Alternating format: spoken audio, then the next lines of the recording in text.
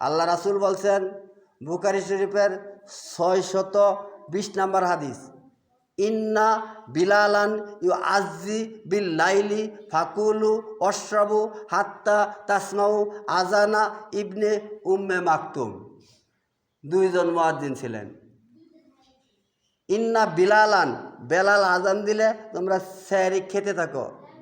ইন্না বিলালান ইউ আজি, যখন বেলাল আজান দেয় তোমরা খেতে থাকো। ইউ আজি বিল লাইলি, লাইলি রাত্রে, ফাকুলু খেতে থাকো, অশ্রাবু হাত্তা তাসমাউ আজানা ইবনে উম্মে মাকতুম।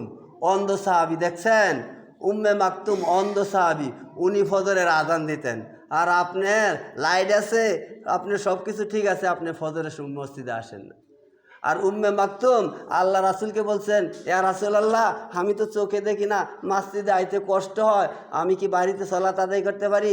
আল্লাহ রাসূল বললেন, না, তুমি বাড়িতে সালাত আদায় করলে হবে না, হাদিসে না করে। ওই যে একটু আগে বললাম, মাং সামিয়া নিদা ফালাম ইয়াতি ফালা সালাত আলা, তার সালাত নাই, যে সালাত আজান শোনার পরে বাড়িতে আদায় করলো। তো উম্মে মাকতুম যখন আজান দিত তখন তোমরা খাওয়া বন্ধ করো। তাহলে হাদিসের দ্বারা বুঝাইলেন সেহরির সময় আজান দেওয়া যাবে। এই হাদিসটা মাইক দিয়ে সেহরির সময় বলার পরে আজান দিছি। এখন আর হাদিস বলি না, এখন সরাসরি আজান দিই। তা আপনাদের মসজিদে কি সেহরির সময় আজান হয়? হয়, আজান চালু করেন, মাশাআল্লাহ। ওই পাশাপাশি অনেক মসজিদ আছে আজান দেয় না। আর কি ওই যেখানে কিন্তু জাকাতের কথা কইলাম, সূরা মুমিনের জাকাতের কথা কইলাম, আবার একটু কথা রয়ে গেছে। জাকাত যে দিবেন, বেদাতি মাদ্রাসা মসজিদে দিয়েন না।